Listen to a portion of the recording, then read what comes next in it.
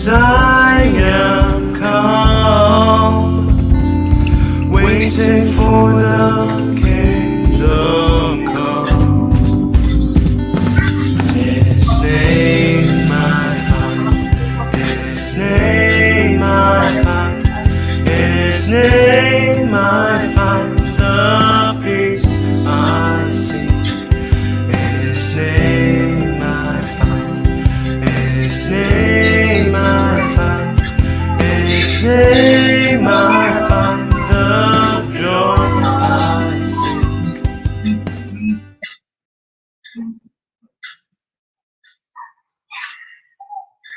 Shalom, selamat malam Bapak Ibu yang terkasih di dalam Kristus.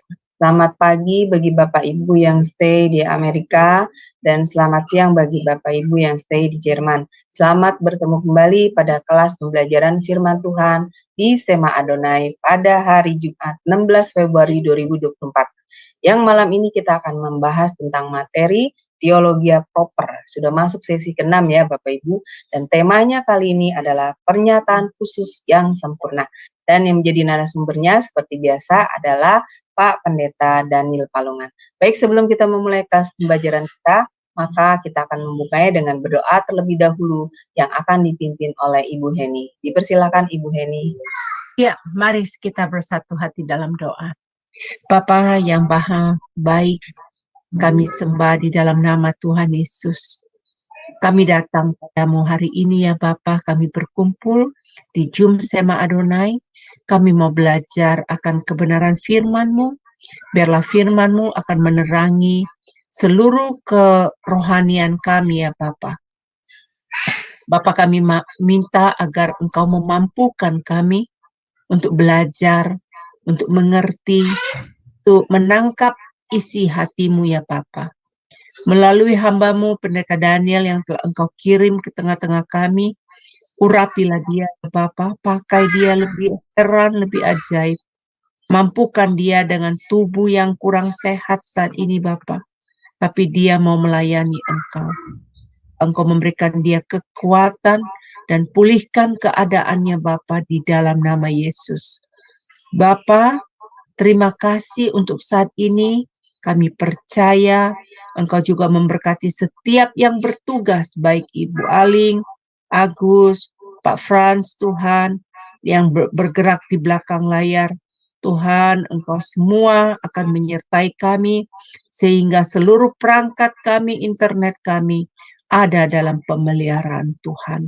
Bapak, kami tidak lupa mendoakan setiap jemaat-Mu yang mendengarkan melalui YouTube.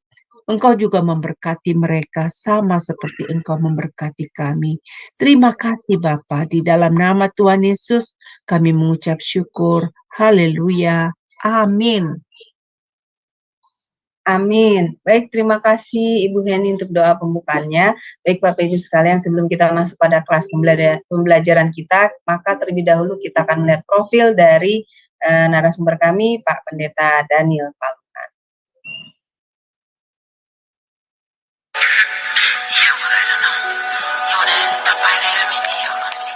Salam semua, pada kesempatan yang berbahagia kali ini, Sema Adonai akan memperkenalkan pengajar kita, yakni Bapak Pendeta Daniel Palungan. Dan berikut adalah profil singkat dari beliau. Bapak Pendeta Daniel Palungan, MS MTH Demin, lahir di Tanah Toraja 10 Februari tahun 1960.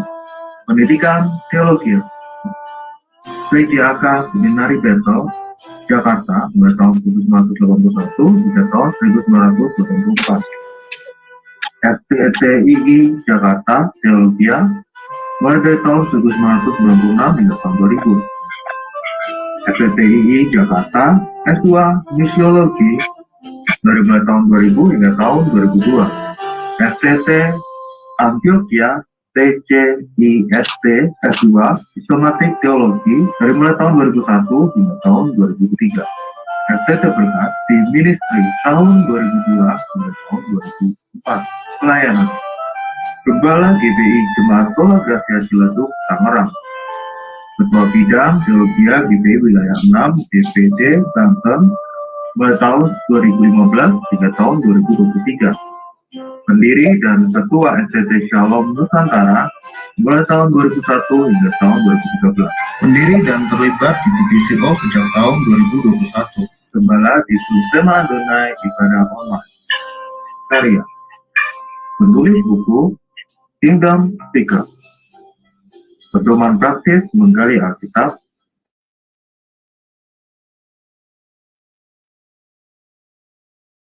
Iya, baik, itu sekilas profil dari narasumber kami, yaitu Pak Pendeta Daniel Palungan. Baik, sebelum kita masuk pada kelas pembelajaran kita, maka saya akan terlebih dahulu menyapa narasumber kami. Shalom, selamat malam Pak Daniel. Shalom Ibu Aling, salam teman-teman semua. Sedang kurang enak badan ya Pak? Ya, tapi tetap semangat malam ini. Amin, amin. Semoga dikuatkan dan juga cepat dipulihkan ya Pak kesehatannya. Amin, amin. Amin. Baik Pak, saya silakan waktu dan tempat kepada Pak Daniel. Silakan Pak. Ya, terima kasih Bu Aling. Teman-teman, rekan-rekan yang kekasih dalam Tuhan, pada sesi-sesi yang lalu kita sudah belajar tentang Allah yang melampaui segala akal dan pikiran manusia, Allah yang transenden, tetapi karena dia adalah pribadi yang mengendaki adanya persekutuan dengan umat manusia atau makhluk ciptaannya, maka dia telah menyatakan diri kepada manusia dengan berbagai cara. Ya, ada yang secara umum, yang cakupannya itu meliputi seluruh dunia, seluruh alam semesta dan semua umat manusia, tetapi juga ada yang cara yang dipakai Tuhan untuk menyatakan diri secara khusus melalui mimpi, melalui visi, melalui penglihatan, peristiwa-peristiwa. Dan kita pada malam ini sampai kepada satu penyataan yang secara khusus dipakai oleh Allah untuk menyatakan diri kepada manusia, tetapi ini adalah puncak, ya, puncak dari semua bentuk-bentuk penyataan yang telah dipakai oleh Tuhan di dalam masa perjanjian lama dan juga di dalam masa perjanjian baru. Nah, pada malam ini kita akan membahas dua bentuk penyataan yang dipakai oleh Tuhan, dan kedua-duanya ini merupakan satu penyataan yang sangat-sangat lengkap dan juga sempurna. Nah, yang pertama adalah kita baca dulu di dalam Ibrani pasal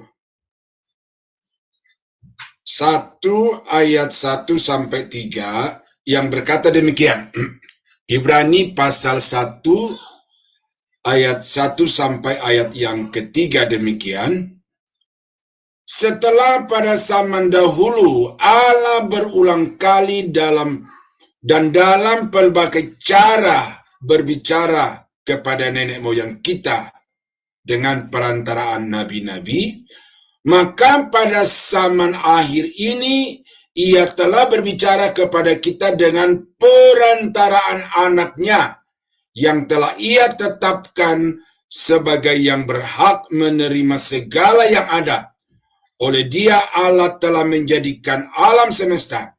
Ia adalah cahaya kemuliaan Allah dan gambar wujud Allah, dan menopang segala yang ada dengan firman-Nya yang penuh kekuasaan. Dan setelah ia selesai mengadakan penyucian dosa, ia duduk di sebelah kanan yang maha besar di tempat yang tinggi, jauh lebih tinggi daripada malaikat-malaikat, sama seperti nama yang dikaruniakan kepadanya jauh lebih indah daripada segala nama mereka. Nah, jadi saudara, kita melihat di situ bahwa memang dulu itu Allah berbicara kepada umat manusia dan disebutkan secara khusus kepada nenek moyang dari bangsa Israel dengan berbagai cara, melalui nabi-nabi, melalui peristiwa-peristiwa, bahkan melalui utusan khusus dari Allah, yaitu malaikat-malaikat, dan penyataan dari pribadi Allah sendiri yang datang dengan bentuk teofani. Nah, itu zaman dulu, ya, zaman dulu. Nah, tetapi pada zaman akhir ini, nah apa yang dimaksud dengan zaman akhir di sini adalah zaman Roh Kudus. Nah, jadi ada 3 zaman. Zaman Bapa, ya, itu dari kejatuhan manusia sampai kepada terpanggilnya Abraham, itu disebut sebagai zaman Bapa. Dari terpanggilnya Abraham sampai kepada kematian Kristus di atas kayu salib, itu dinamakan sebagai zaman anak atau zaman anak. Nah, lalu dari hari Pentakosta sampai kepada kedatangan Kristus yang kedua kali, itu disebut sebagai zaman Roh Kudus atau zaman akhir.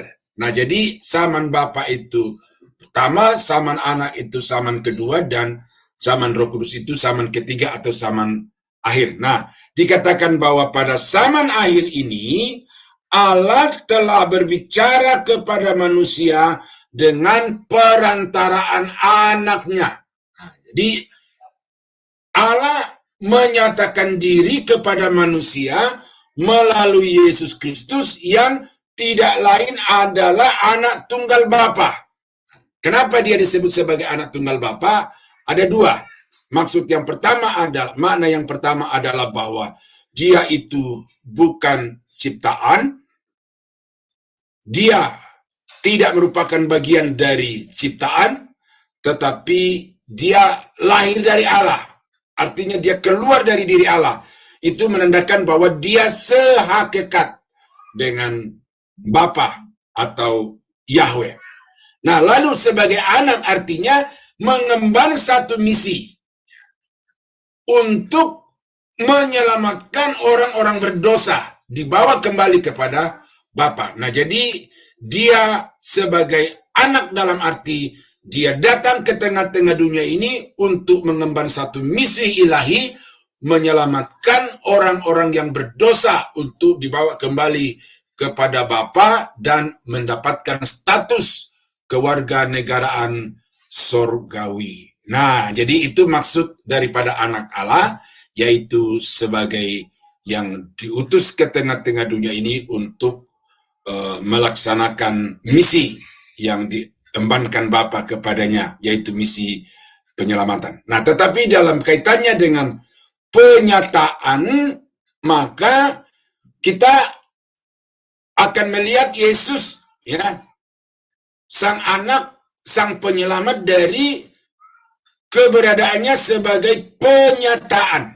Ya, sebagai penyataan.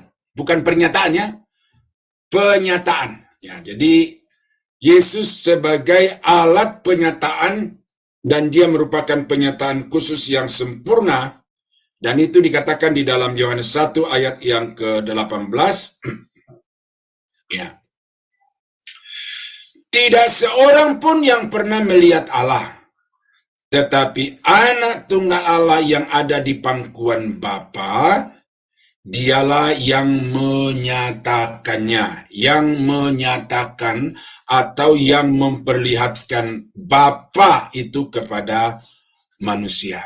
Ya, itu di dalam Yohanes 1 ayat 18 itu, bahwa tidak ada seorang pun yang pernah melihat Allah, karena memang Bapa itu maha suci, manusia itu berdosa, dan karena itu manusia tidak akan mungkin untuk melihat Allah. Yang kedua, karena Allah itu adalah pribadi yang keberadaannya melampaui segala akal dan keberadaan manusia, maka manusia tidak mungkin dapat melihat Allah. Nah, oleh karena itu maka supaya Allah yang sempurna itu dapat dilihat oleh manusia, dapat dikenal oleh manusia, maka Bapa mengutus anaknya ke tengah-tengah dunia ini untuk menyatakan Allah atau menyatakan Bapa itu kepada manusia.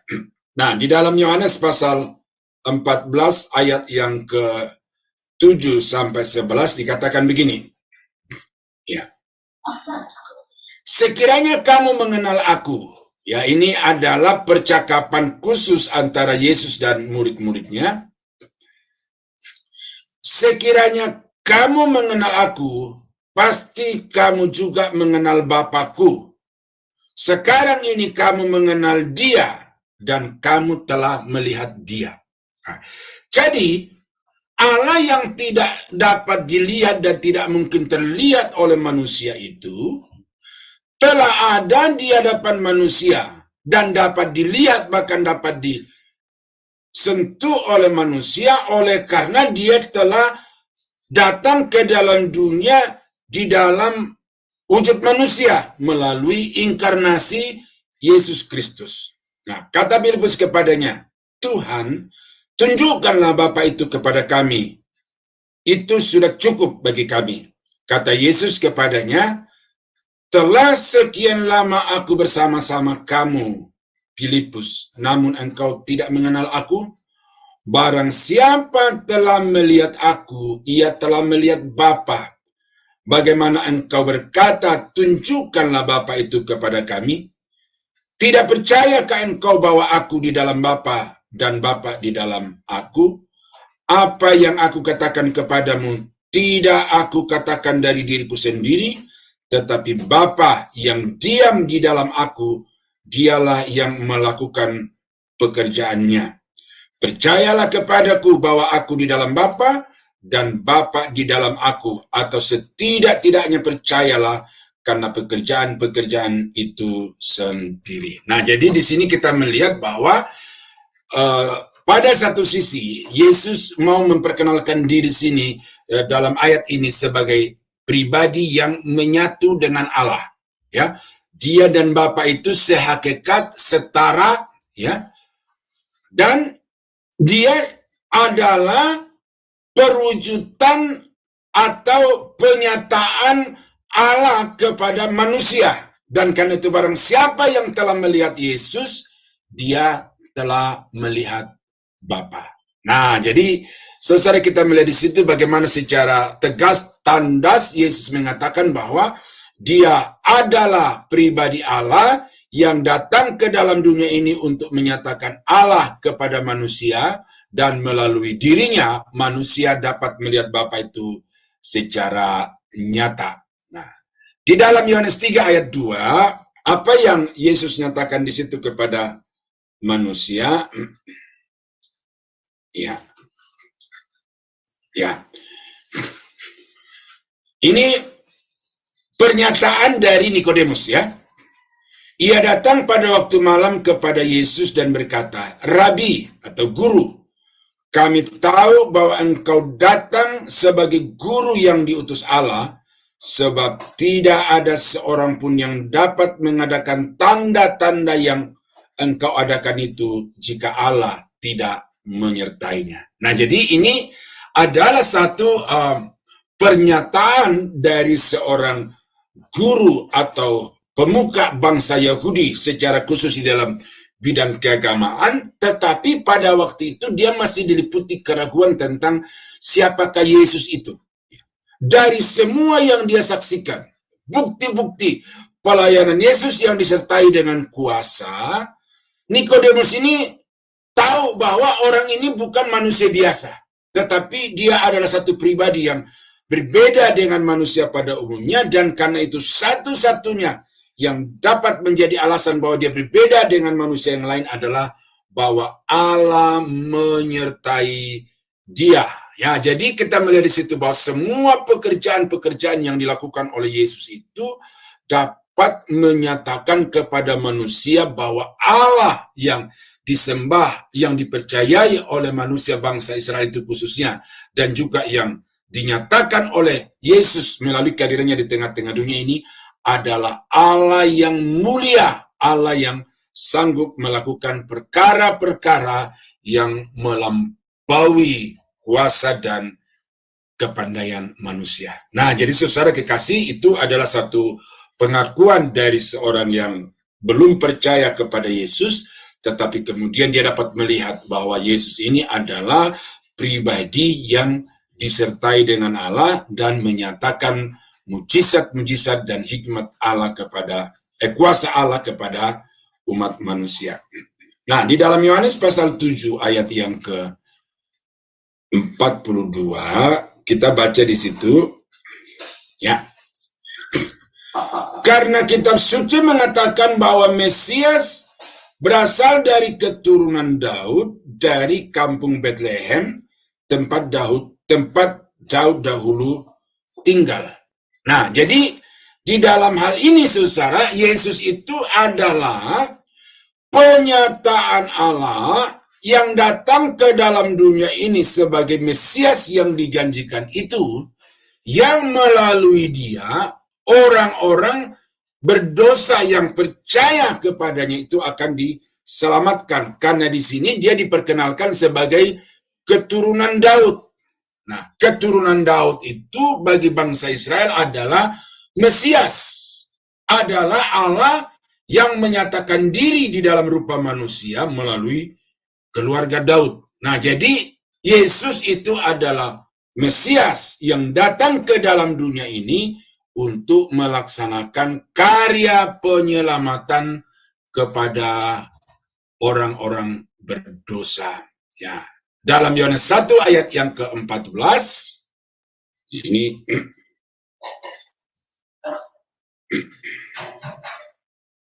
ya. Firman itu telah menjadi manusia dan diam di antara kita, dan kita telah melihat kemuliaannya, yaitu kemuliaan yang diberikan kepadanya sebagai anak tunggal Bapa, penuh kasih karunia dan kebenaran. Nah, jadi menurut Yohanes di sini diperkenalkan lagi bahwa Yesus itu adalah Firman yang menjadi manusia. Ya, jadi Yesus itu bukan manusia biasa, tetapi Yesus itu adalah Firman yang mengambil wujud atau rupa manusia, dan dia datang ke dalam dunia ini untuk menyatakan kemuliaan yang dia miliki sebagai anak tunggal Bapa dan yang penuh dengan kasih karunia dan kebenaran. Nah, jadi kalau dia berbicara tentang penuh dengan kasih karunia,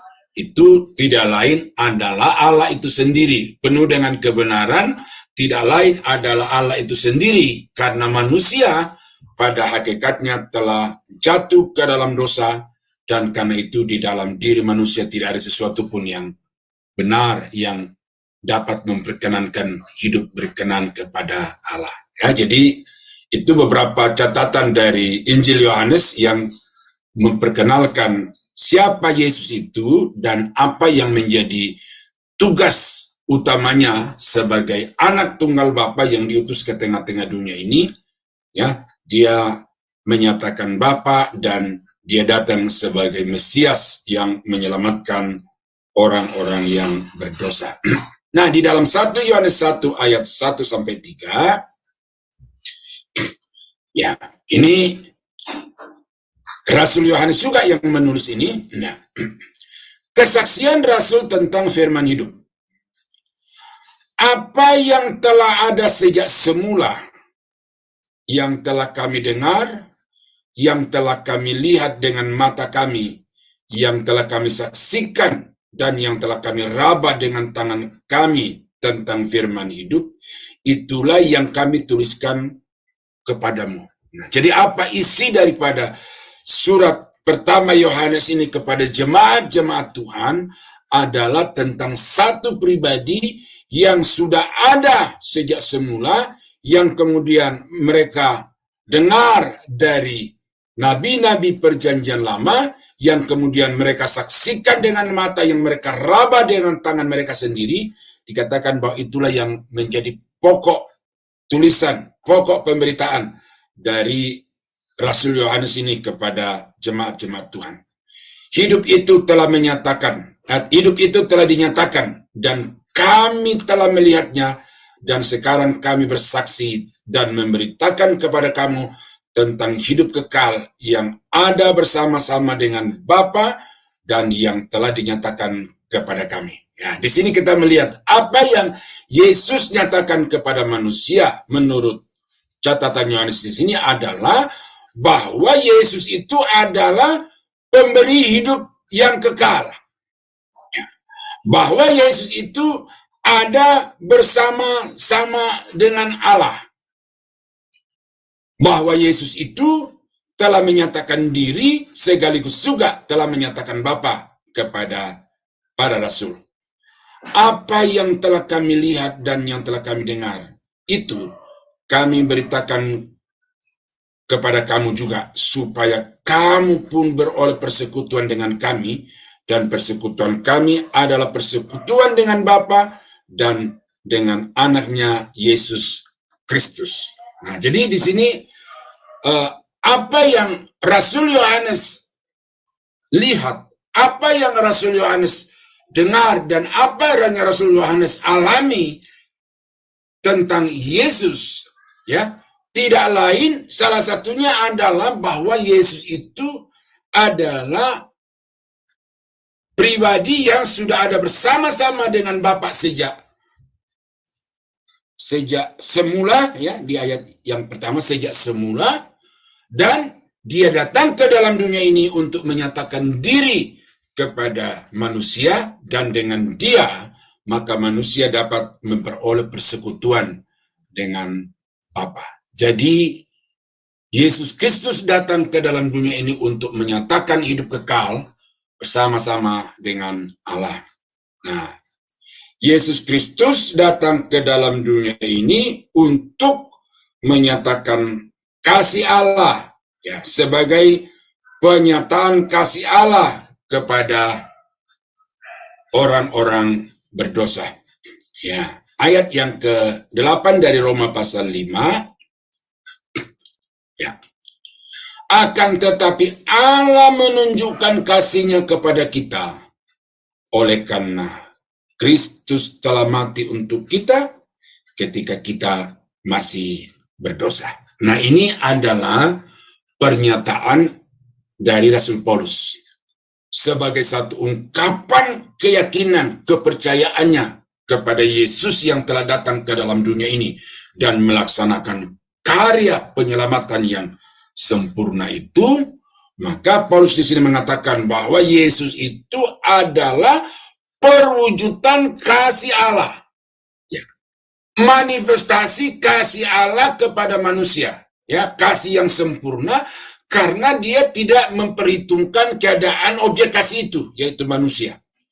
Manusia yang masih hidup di dalam dosa, manusia yang masih dikuasai dosa, berhakikat dosa, menjadi objek kasih Bapa, dan sebagai satu realisasi daripada kasih Bapa itu, dia telah mengutus anaknya ke dalam dunia ini untuk menyelamatkan orang-orang berdosa itu. Nah, jadi saudara kekasih dalam Tuhan, dari situ kita dapat melihat dengan jelas bahwa Yesus itu datang ke dalam dunia ini untuk menyatakan kasih Bapa kepada umat manusia atau kepada orang-orang yang berdosa.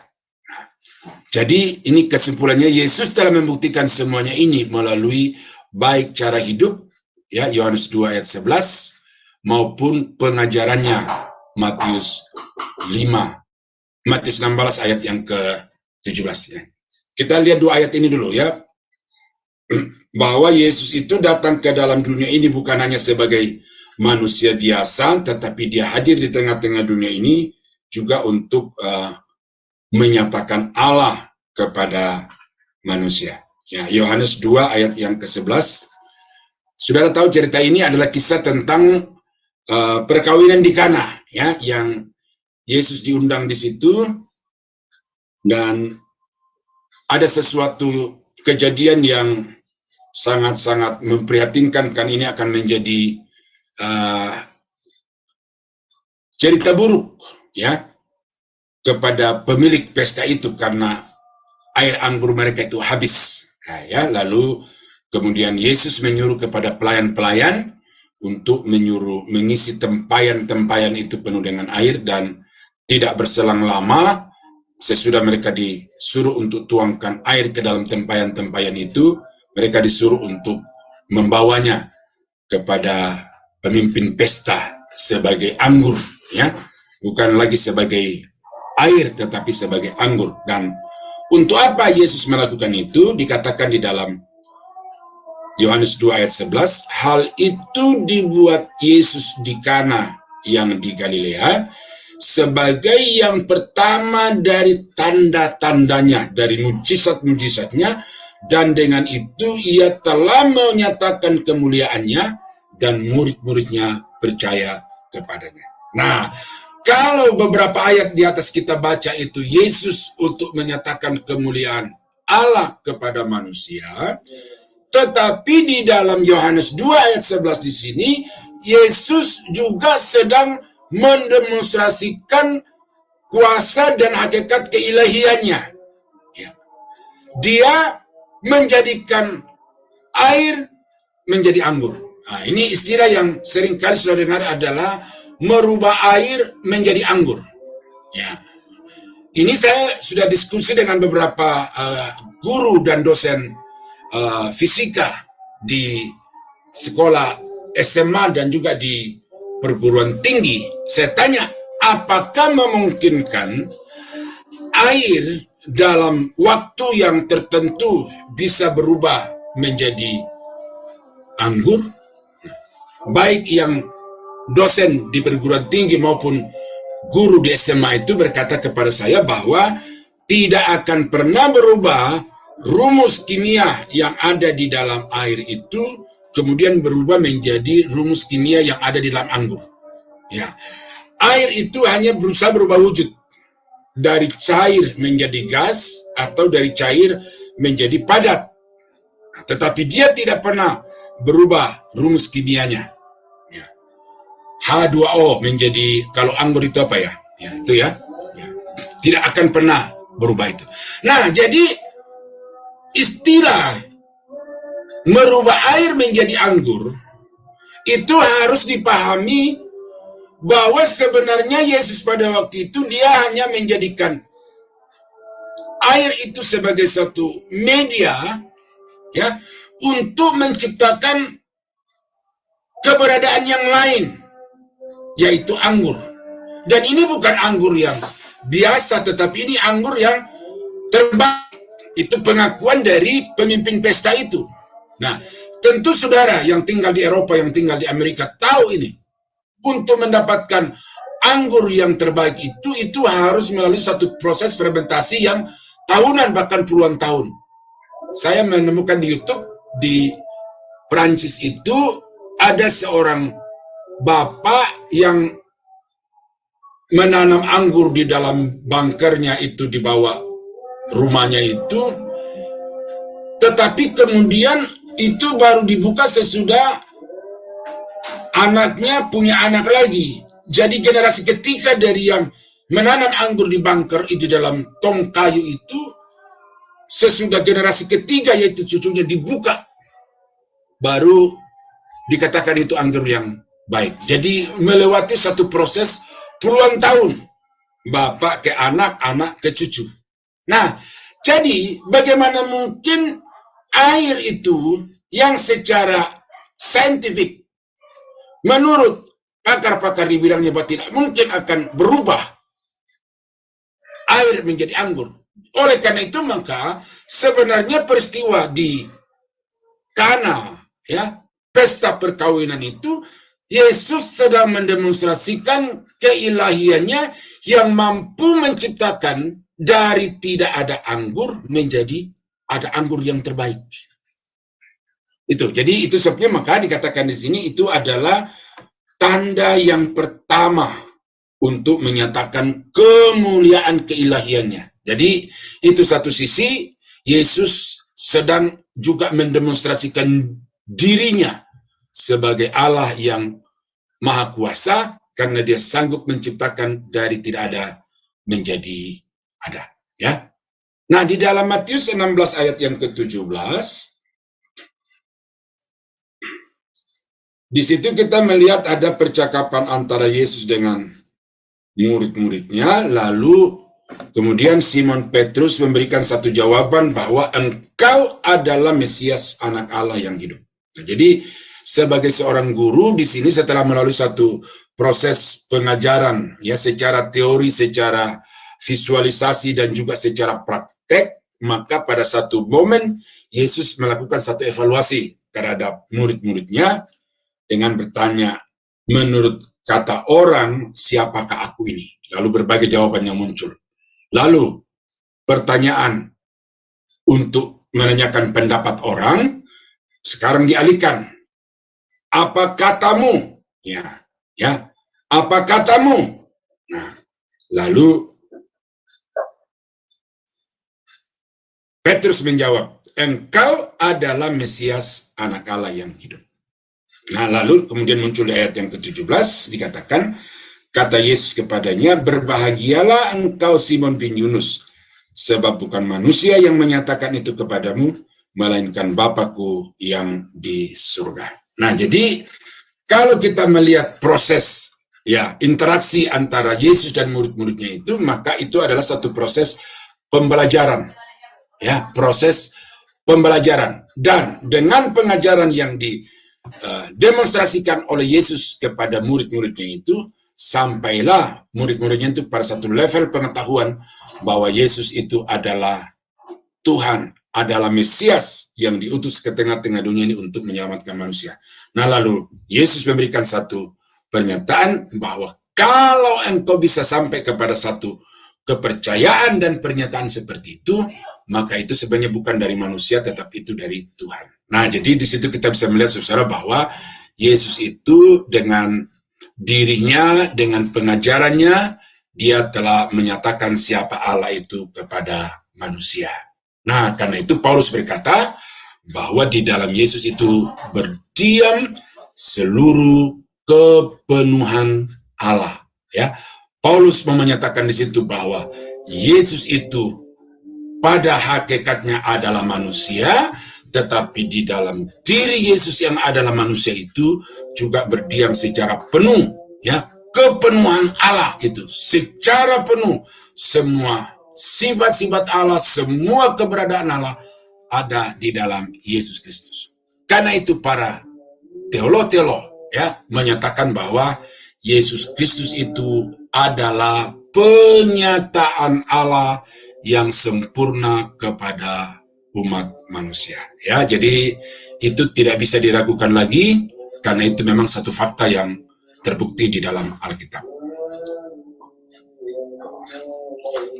Nah, poin yang kedua Bapak Ibu yang saya mau sampaikan kepada kita pada malam ini, bagaimana Allah menyatakan diri kepada manusia adalah melalui Alkitab. Kita sudah belajar bahwa Alkitab itu adalah karya Roh Kudus melalui para nabi dan para rasul. Dan Alkitab itu dinyatakan kepada manusia untuk melaluinya manusia dapat mengenal Allah, dan melaluinya manusia dapat memperbaiki segala perilaku kehidupan. Dan melalui Alkitab itu maka manusia dapat menemukan jalan keselamatan kepada Allah atau kepada kehidupan yang kekal.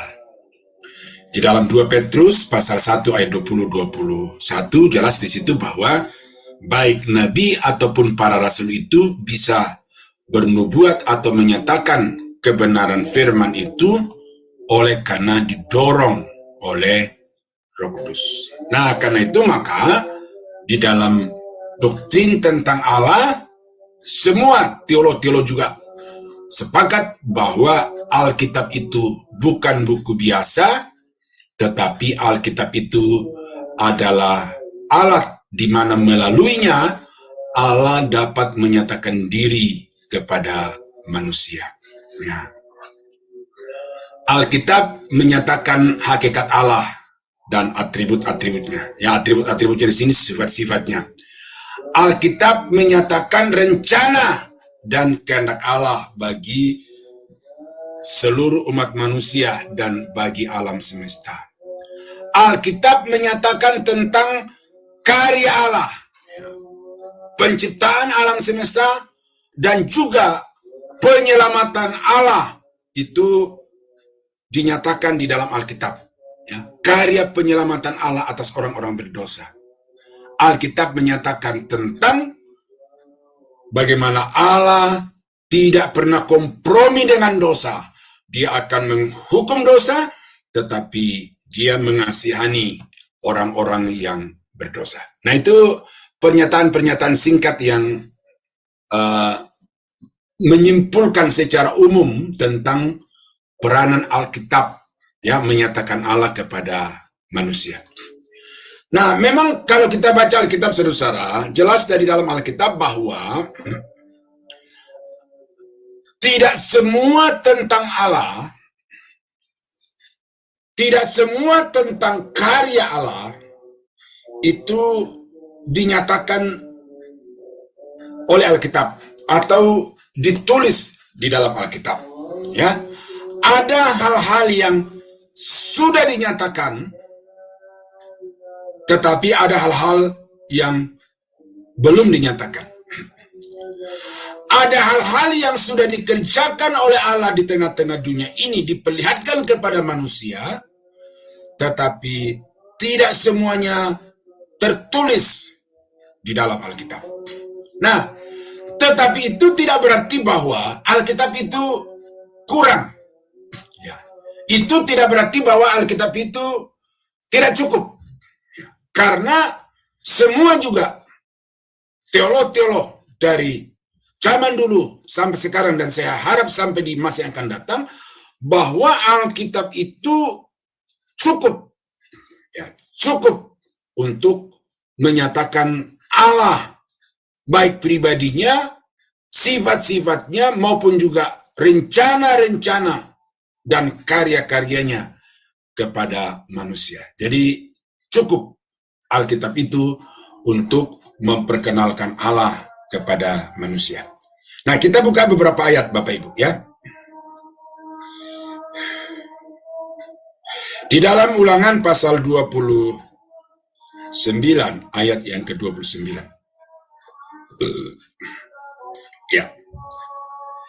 Hal-hal yang tersembunyi ialah bagi Tuhan Allah kita, tetapi hal-hal yang dinyatakan ialah bagi kita dan bagi anak-anak kita sampai selama-lamanya, supaya kita melakukan segala perkataan hukum Taurat ini. Nah, jadi kita melihat di sini ada dua atau mungkin tiga hal penting yang saya mau kupas kepada Bapak Ibu. Yang pertama adalah bahwa memang Allah telah menyatakan begitu banyak hal kepada manusia. Ya, tetapi masih ada yang belum dinyatakan kepada manusia. Karena itu dikatakan bahwa hal-hal yang tersembunyi ialah bagi Tuhan, dan hal-hal yang dinyatakan adalah bagi kita. Nah, jadi kita tidak bisa menuntut Alkitab untuk menyatakan Allah sepenuhnya. Karena jelas Alkitab sendiri mengatakan bahwa masih ada hal-hal yang memang Allah sendiri belum nyatakan kepada manusia. Dan itu adalah otoritas kedaulatan Allah, dan itu adalah kewenangan Allah. Tetapi apa yang Allah sudah nyatakan kepada manusia itu melalui Alkitab, itu sekali lagi dipandang oleh Allah sebagai cukup untuk manusia dapat mengenal Dia. Nah, yang kedua yang saya mau angkat di sini adalah bahwa Alkitab itu ditulis, kepentingannya bukan saja pada generasi di mana Alkitab itu ditulis, ya, dari Musa 1500 tahun sebelum Masehi sampai kepada Yohanes 100 tahun sesudah Masehi.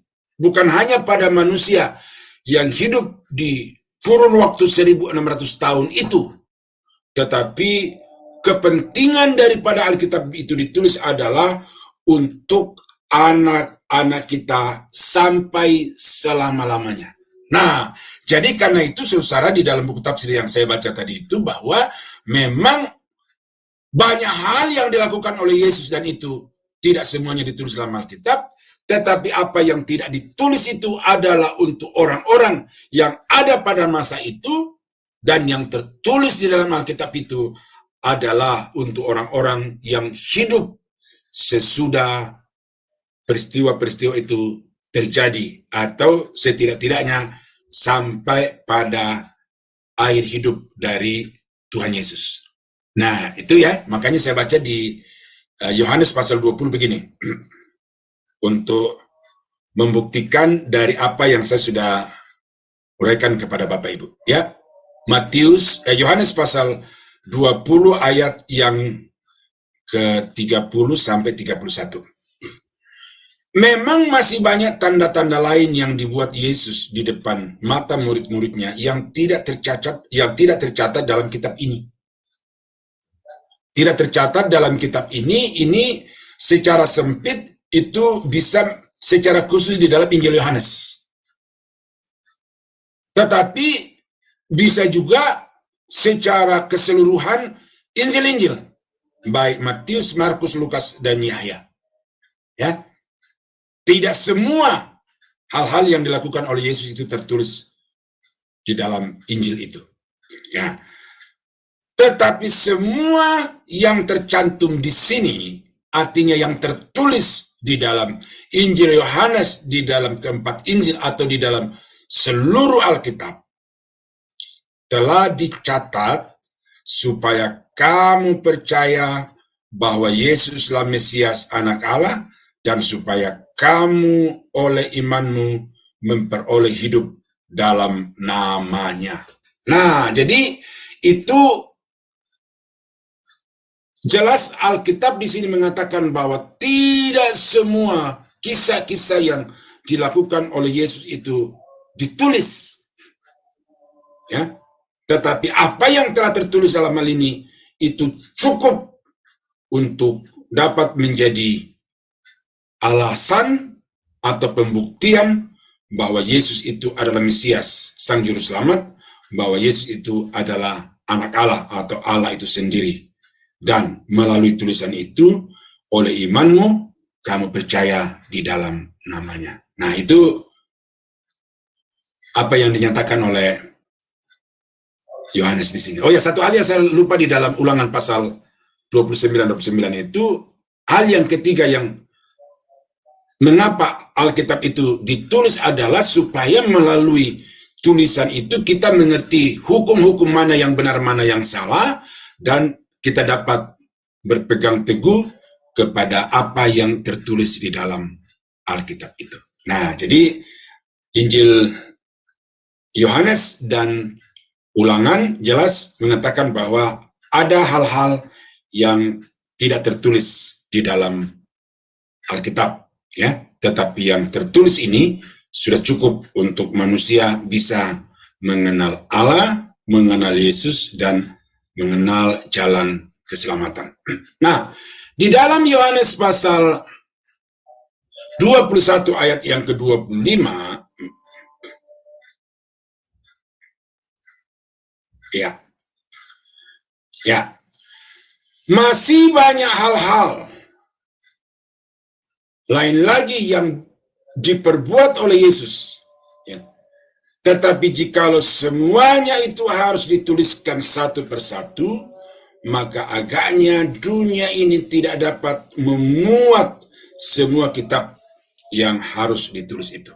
Nah, jadi terlalu banyak hal yang telah diperbuat oleh Yesus, ya, dan ini mungkin secara hiperbol, ya, tetapi ini jelas bahwa kalau semua detail-detail apa yang diajarkan dan diperbuat oleh Yesus itu didokumentasikan di dalam bentuk literatur, maka akan membutuhkan ruang yang begitu besar untuk bisa menampung semua kitab-kitab itu. Berarti terlalu banyak hal yang Yesus telah lakukan. Nah, jadi saudara, kita bisa melihat dari situ bahwa memang Allah itu karya yang tidak terbatas, tetapi apa yang telah tertulis dalam Alkitab itu sudah cukup untuk memperkenalkan kepada kita siapa Allah itu, siapa Yesus, ya. Kemudian apa yang telah Allah kerjakan, apa yang telah Yesus lakukan, dan kemudian apa yang menjadi rencana Allah bagi umat manusia secara keseluruhan di atas muka bumi ini. Nah, jadi itu jelas, ya, bahwa walaupun tidak semua yang diajarkan dan dikerjakan oleh Yesus itu tertulis di dalam Alkitab, tetapi Alkitab itu sendiri telah memberikan satu penekanan bahwa apa yang telah tertulis itu dapat menjadi pelajaran bagi anak-anak cucu kita sampai selama-lamanya. Nah, Alkitab menyatakan jalan keselamatan. Nah, ini. Di dalam Lukas pasal 16 ayat yang ke-29 sampai dengan ayat yang ke-31, ini percakapan antara orang kaya dan Abraham yang bersama-sama dengan Lazarus, ya. Dan itu ada dialognya, baca dari atas, saudara, ya. Sampai di ayat yang ke-29, tetapi kata Abraham, ada pada mereka, itu saudara-saudara dari orang kaya yang ada di tempat yang penuh penderitaan itu, ya. Ada pada mereka kesaksian Musa dan para nabi. Baiklah mereka mendengarkan kesaksian itu. Nah, ini secara spesifik merujuk kepada perjanjian lama, kitab Musa dan para nabi. Jadi Kejadian sampai Maliaki, atau kalau menurut kanon orang Yahudi dari Kejadian sampai Tawarik. Ya, 2 Tawarik itu, ya. Tawarik itu. Tetapi itu mencakup seluruh perjanjian lama.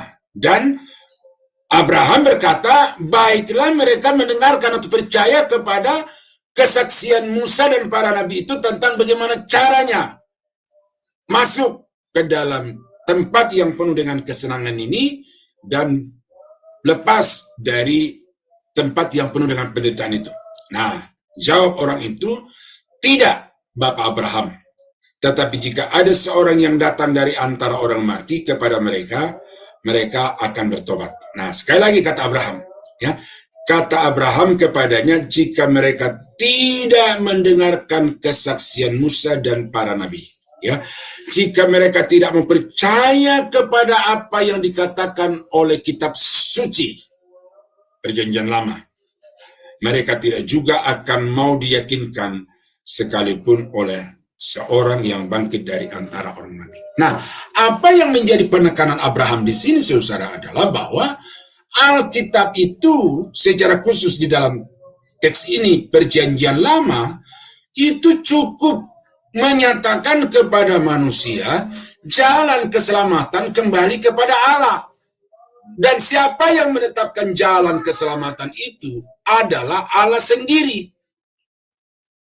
Nah, oleh karena itu maka Alkitab ini penyataan Allah, karena melalui Alkitab Allah telah menyatakan kepada manusia begini caranya untuk saudara bisa diselamatkan.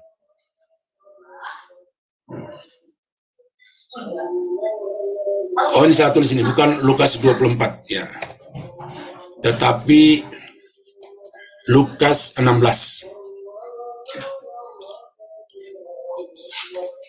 Ya. Ya.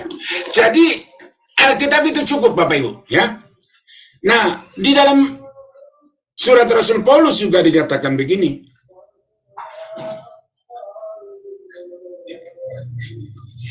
Dua Timotius 3 ayat 15.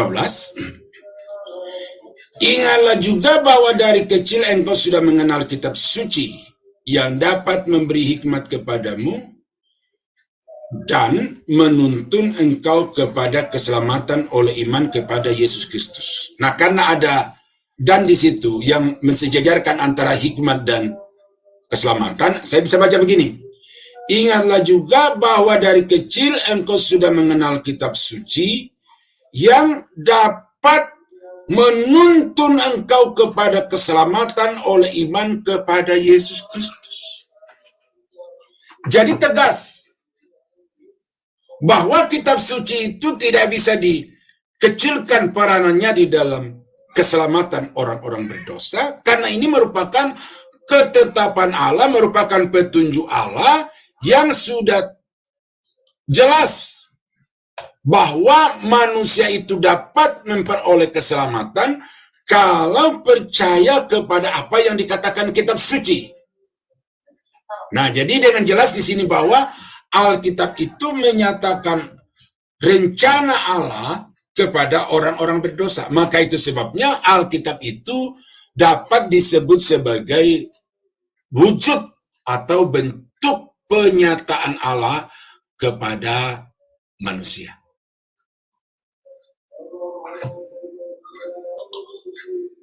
Ya, dapat disebut sebagai wujud atau bentuk penyataan Allah kepada manusia secara tertulis. Nah, kemudian Alkitab menyatakan Yesus sebagai jalan keselamatan. Ini saya lihat dulu ya. Matius 21 ayat 42. Ya, Yohanes menulis tadi, Lukas maksud saya, Lukas menulis, Paulus menulis, dan sekarang Matius menulis berkata begini. Kata Yesus kepada mereka, belum pernahkah kamu baca dalam kitab suci, batu yang dibuang oleh tukang-tukang bangunan telah menjadi batu penjuru. Hal itu terjadi dari pihak Tuhan, satu perbuatan ajaib di mata kita. Nah, batu yang dibuang oleh tukang-tukang bangunan ini, kalau kita baca itu di dalam Kisah Rasul, itu tidak lain adalah Yesus Kristus yang ditolak oleh bangsa Israel, yang ditolak oleh pemimpin agama dari bangsa Israel, tetapi batu itu adalah ketetapan Allah atau ditetapkan oleh Allah untuk menjadi juru selamat bagi semua orang-orang berdosa. Nah, itu dinyatakan di dalam kitab suci. Berarti jelas kitab suci itu adalah penyataan Allah yang tertulis dan terlengkap bagi manusia. Ya, Alkitab menyatakan tentang jalan pengenalan akan Allah. Nah, ini satu ayat yang sudah saudara hafal di luar kepala, tetapi saya mau tekankan di sini dari sisi bahwa peranan Alkitab itu diberikan kepada manusia adalah supaya melalui Alkitab itu manusia dapat mengenal Allah. Umatku binasa karena tidak mengenal Allah. Karena engkaulah yang menolak pengenalan itu. Maka aku menolak engkau menjadi imamku. Dan karena engkau melupakan pengajaran atau hukum Allahmu, maka aku juga akan melupakan anak-anakmu. Nah, pengajaran atau hukum di sini adalah Taurat. Dalam pengertian orang Yahudi, itu bisa 5 kitab Taurat Musa, tetapi itu juga bisa mencakup seluruh perjanjian lama. Nah, jadi hukum Tuhan, Taurat Tuhan atau perjanjian lama kitab suci itu adalah pokok ajaran tentang Allah. Melalui mempelajari kitab suci, manusia dapat mengenal Allah dengan benar. Saya mau aplikasikan begini kepada Bapak Ibu, bahwa saudara tidak perlu pergi ke puncak, berdiam diri di dalam sebuah gua. Ya, ada sekarang yang namanya Bukit Doa itu yang di duplikasi atau yang diciplak dari Korea Selatan, dibangun di Indonesia, lalu orang pergi ke sana, berdiam diri di Bukit Doa di dalam gua-gua itu. Nah, itu tidak salah. Tetapi kalau saudara menjadikan itu sebagai satu jalan untuk saudara bisa mengenal Allah, maka hati-hati. Ya, hati-hati. Karena yang Alkitab katakan terang-terangan itu, bahwa dengan mempelajari kitab suci, dengan membaca Alkitab secara benar, maka saudara dapat mengenal Allah itu secara benar. Akibat tidak mempelajari Alkitab itu secara benar, manusia tidak mengenal Allah, dan karena manusia tidak mengenal Allah, maka itu sebabnya manusia gagal di dalam beriman kepada Tuhan. Nah, jadi saudara bisa melihat, Alkitab itu jelas pada satu sisi mengatakan iman menyelamatkan, tetapi pada sisi yang lain, pengenalan akan Allah itu menyelamatkan. Berarti iman dan pengenalan akan Allah itu merupakan dua sisi dari mata uang yang sama. Oleh sebab itu, saudara, sebagai orang Kristen, saudara mesti berkomitmen untuk mempelajari Alkitab. Ya, inilah yang menjadi komitmen saya, panggilan saya, tanggung jawab saya, supaya mimbar-mimbar gereja Tuhan itu diisi oleh orang-orang yang selain dia mengerti Alkitab itu dengan benar, dia juga memiliki tanggung jawab dan kapabilitas untuk mengajarkan Alkitab itu secara benar kepada umat Tuhan. Ya, saudara mesti melihat ini sebagai satu masalah di dalam gereja Tuhan sekarang ini, bahwa mimbar-mimbar gereja Tuhan itu tidak lagi diisi oleh orang-orang yang bertanggung jawab terhadap pengajaran Alkitab kepada jemaat, tetapi mereka telah menjadikan mimbar itu sebagai satu tempat untuk mencapai tujuan-tujuan yang tertentu. Ya, padahal Hosea di sini jelas mengatakan bahwa melalui pengajaran saja manusia dapat mengenal Allah dengan benar. Nah, Alkitab menyatakan tentang Yesus dan karya penyelamatannya. Alkitab menyatakan tentang Yesus dan karya penyelamatannya. Ini di dalam Lukas pasal 24, ayat yang ke-25, saudara. Kisah tentang Kleopas dan temannya yang meninggalkan Yerusalem pulang ke kampung halamannya. Ya. Sementara dalam perjalanan itu mereka berbincang secara intens tentang peristiwa yang baru saja mereka alami pagi-pagi itu. Lalu tiba-tiba Yesus hadir di tengah-tengah mereka.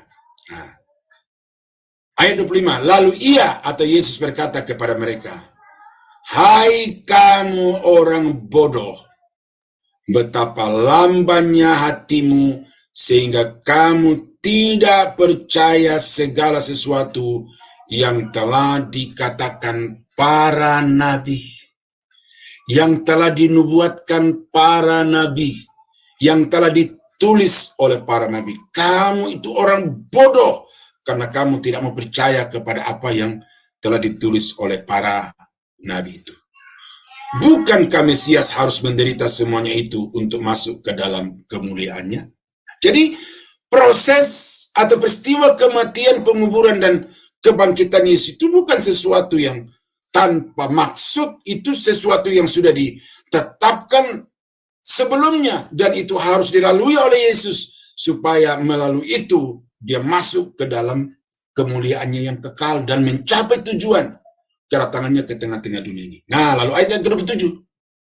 Lalu ia menjelaskan kepada mereka apa yang tertulis tentang dia di dalam seluruh kitab suci.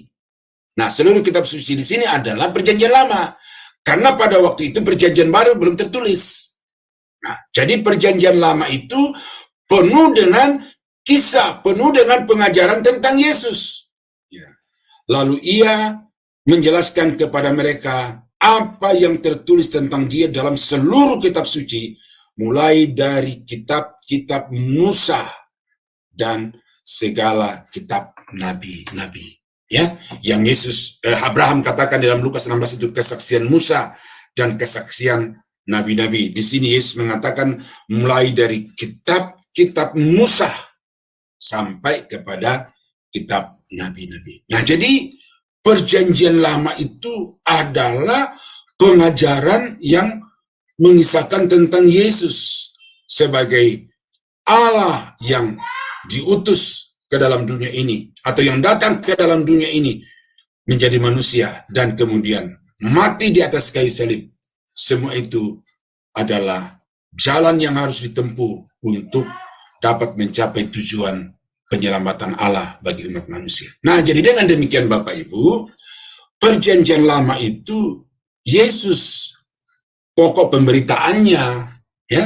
Jadi kalau nanti ada yang, atau bukan nanti, tapi banyak yang bertanya apakah dalam perjanjian lama sudah ada Yesus? Ya, ayat ini sudah cukup untuk menjawab itu, bahwa kitab-kitab Musa dan kitab nabi-nabi itu semuanya berisi tentang Yesus Kristus. Nah, dengan demikian saudara-saudara, melalui penyataan umum dan penyataan khusus, Allah telah menyatakan diri kepada manusia secara jelas, sehingga manusia tidak ada lagi alasan untuk tidak dapat mengenal Allah dengan benar. Ya, secara umum, secara khusus, dan kemudian Yesus serta Alkitab itu telah cukup untuk menyatakan siapa Allah kepada manusia, dan karena itu Allah yang lebih mulia, Allah yang tidak dapat dijangkau oleh pikiran dan kepintaran manusia itu telah datang ke dalam dunia ini menyatakan diri di dalam rupa manusia, dan semua yang telah dikerjakan oleh Allah baik sebelum inkarnasi dan sesudah inkarnasi itu telah tertulis di dalam Alkitab, sehingga melalui Alkitab saudara dan saya, seluruh umat manusia punya jalur, punya jalan, atau punya alat untuk dapat mengenal Allah, yaitu melalui Alkitab. Nah, karena itu Bapak Ibu, saudara yang saya kasih dalam Tuhan, jadikan Alkitab itu sebagai buku yang istimewa, yang saudara harus baca bukan saja sebagai pengetahuan, tetapi baca sebagai satu konsumsi kerohanian saudara, karena melalui Alkitab itu saudara akan dibawa untuk mengenal Allah dengan benar, dan dengan percaya apa yang dikatakan di dalam Alkitab, maka saudara akan dapat mengenal Allah dengan benar. Nah, jadi saudara kekasih dalam Tuhan, tentu ini saya lakukan dengan tidak terlalu full konsentrasi karena terasa tidak begitu nyaman, ya.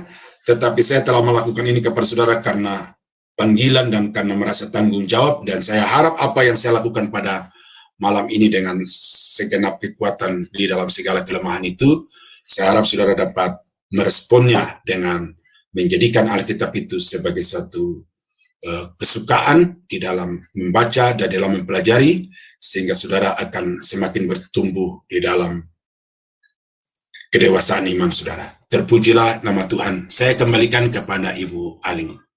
Tuhan Yesus. Terima kasih Pak Daniel, luar biasa ya Pak untuk pemaparannya malam ini, walaupun Bapak dalam keadaan kurang sehat, tapi menyampaikannya dapat dengan baik dan memberikan kami semua pencerahan ya Pak. Baik, sebelum kita masuk pada sesi selanjutnya, maka saya akan bacakan terlebih dahulu acara-acara dari Sema Adonai seminggu ke depan. Ya. Baik, dimulai dari setelah kelas ini, ya, di pukul 21.00 waktu Indonesia Barat, di Sema Adonai akan kembali ada kelas pembelajaran firman yang terakhir ya Bapak Ibu, dan temanya adalah perlombaan yang diwajibkan. Dan ini yang menjadi narasumbernya adalah Pak Pendeta Dr. Jos Sudarman, dan moderatornya adalah Ibu Heni. Selanjutnya, besok di hari Sabtu 17 Februari 2024 di jam 19.00 waktu Indonesia Barat di Sema Adonai akan ada kembali kelas pembelajaran firman, dan kali ini materinya adalah materi konseling dan temanya adalah gamomonia. Nah, ini apa ya Bapak Ibu gamomonia? Ini perlu kita ketahui ya, ini apa maksudnya mengenai kelainan apa ini ya. Dan diharapkan kehadiran Bapak Ibu ya di kelas materi konseling ini. Dan yang menjadi narasumbernya adalah Pak Pendeta Dr. Dedi Kurniawan MTH, dan moderatornya adalah Ibu Aling, saya sendiri. Kemudian di hari yang sama, di hari Sabtu, di jam 21.00 waktu Indonesia Barat, di Sema Adonai masih ada kelas pembelajaran firman yang terakhir. Dan kali ini temanya adalah deklarasi 10 perintah di Gunung Sinai. Dan ini adalah materi pelajaran sejarah penebusan ya Bapak Ibu. Dan yang menjadi narasumbernya adalah Pak Evangelis Harnot Siregars MDiv, dan moderatornya adalah Ibu Heni. Selanjutnya di hari Minggu 18 Februari 2024 di jam 19.00 waktu Indonesia Barat di Sema Adonai akan ada ibadah online. Dan yang menjadi liturgisnya adalah Ibu Dewi dari Jerman. Dan untuk tema khotbah ibadah online kita kali ini adalah cara mengasihi Allah. Dan yang menjadi narasumbernya adalah Pastor Juniarson Ginting, SEMM. Dan untuk ibadah online ini, Bapak Ibu, ini hanya diadakan di channel Cahaya Firman. Nah, jadi Bapak Ibu, jika ingin mengikuti ibadah online kami ini, Bapak Ibu harus mensubscribe channel Cahaya Firman kami.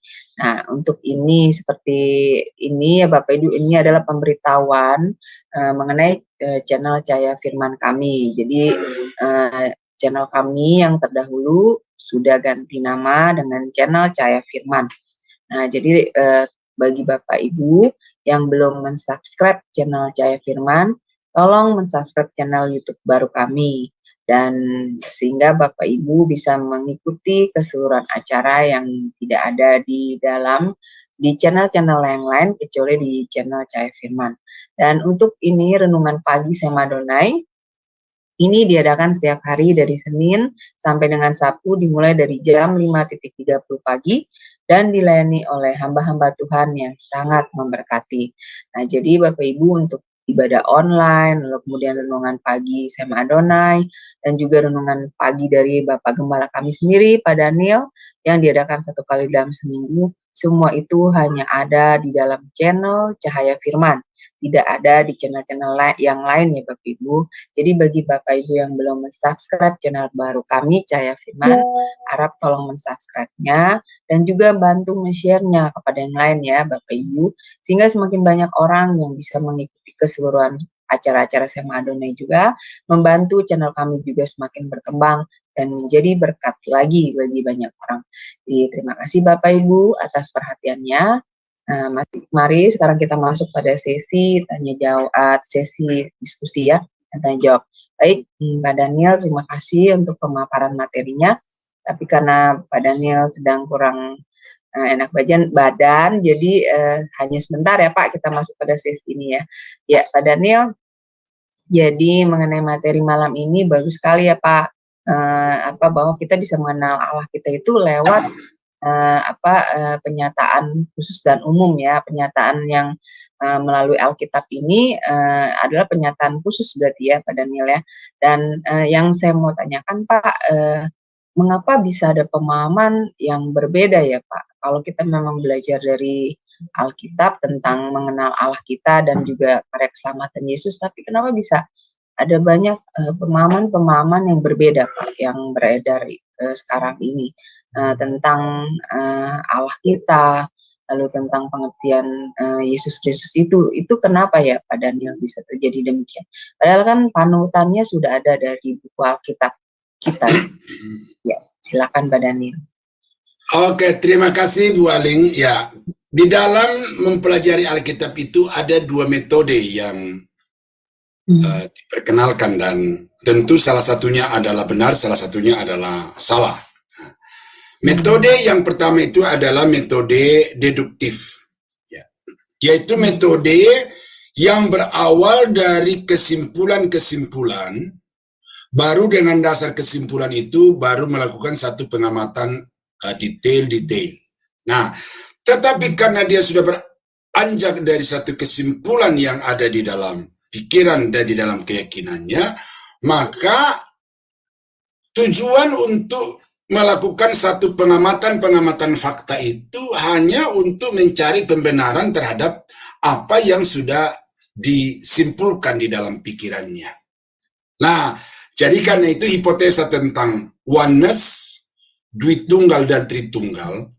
Nah, orang yang percaya kepada oneness itu, ya, akan mencari ayat-ayat dalam Alkitab untuk meneguhkan apa yang dia sudah yakin ini, bahwa Allah itu tunggal. Nah, sehingga fakta-fakta yang lain bahwa Bapa itu terpisah dari anak, anak terpisah dari Roh Kudus itu diabaikan gitu.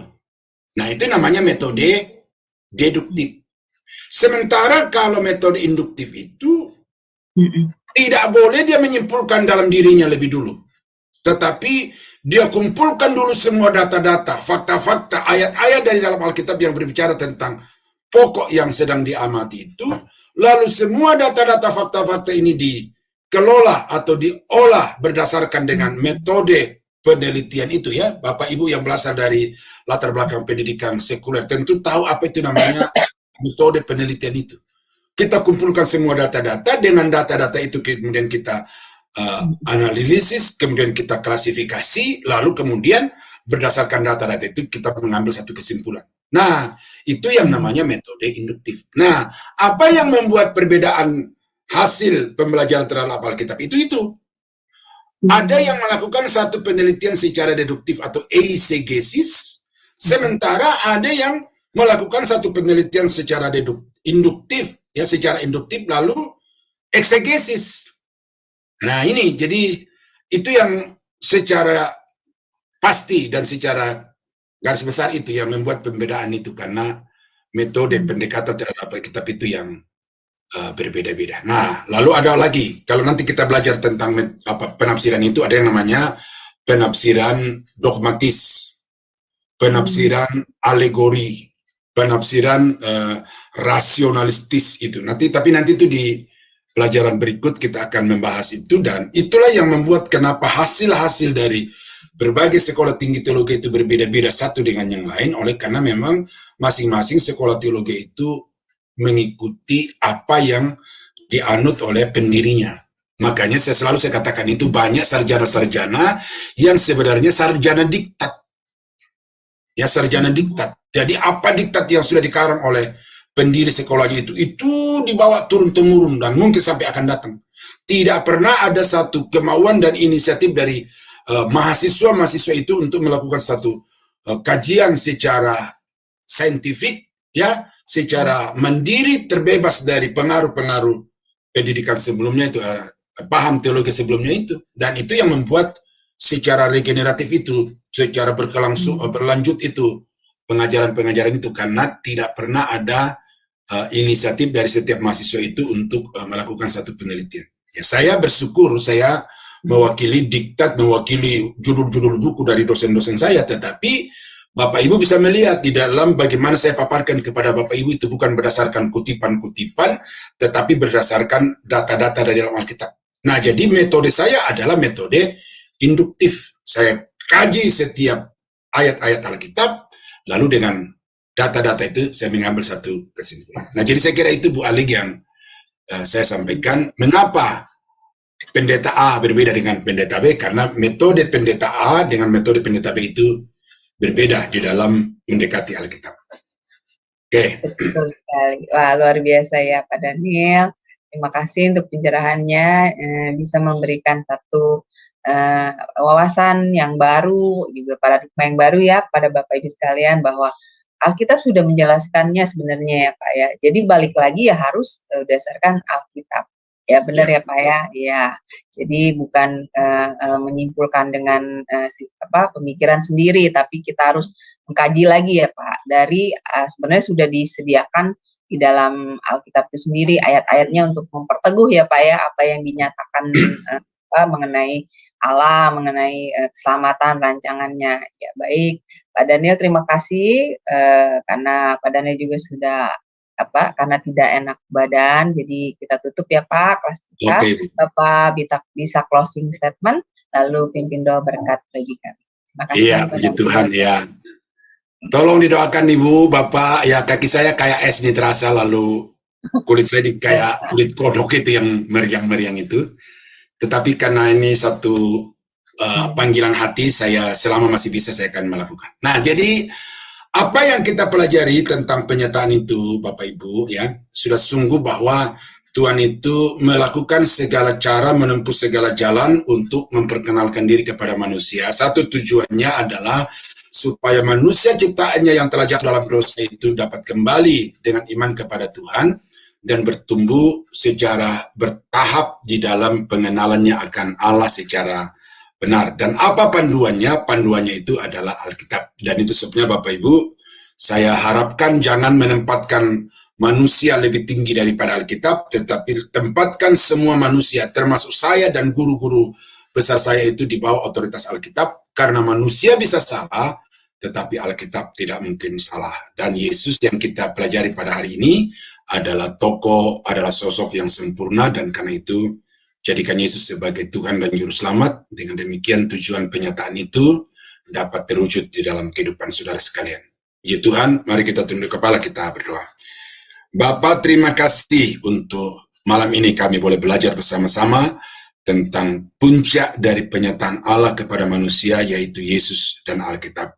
Tolong kami Bapa untuk menaruh iman yang sungguh kepada Yesus dan juga kepada Alkitab, sehingga dengan demikian kami akan semakin hari semakin bertumbuh dewasa di dalam Tuhan, dan akhirnya mencapai kesempurnaan pada waktu Tuhan sendiri. Bapa, hamba-Mu sudah menyampaikan apa yang hamba-Mu bisa lakukan, tetapi lebih daripada itu ya Tuhan, kiranya Roh Kudus dan firman Allah itu sendiri dapat mengajari umat-Mu secara lebih dalam, lebih detail, dan secara lebih sempurna. Terima kasih Bapa, kami berdoa berterima kasih pada malam ini, di dalam nama Yesus Tuhan dan Juru Selamat kami.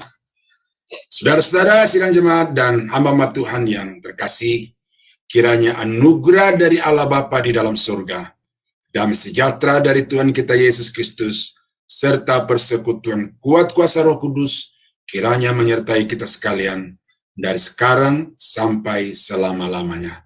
Di dalam nama Yesus, kami akhiri pembelajaran pada malam ini. Haleluya. Amin. Amin. Baik, terima kasih Pak Daniel untuk pelayanannya yang luar biasa. Semoga pelayanan Pak Daniel diberkati Tuhan lebih dan lebih lagi, menjadi berkat bagi banyak orang, dan juga kesehatan Pak Daniel segera dipulihkan oleh Tuhan dalam nama Yesus. Amin. Amin.